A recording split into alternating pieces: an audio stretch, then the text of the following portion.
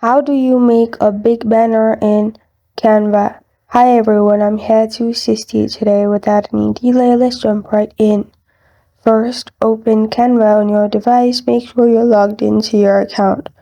Then click on the search bar and search banners.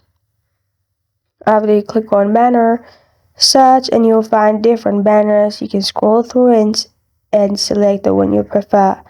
After you select the one you prefer, click on customize. Then you will be able to customize the template here. You can add the letters you want.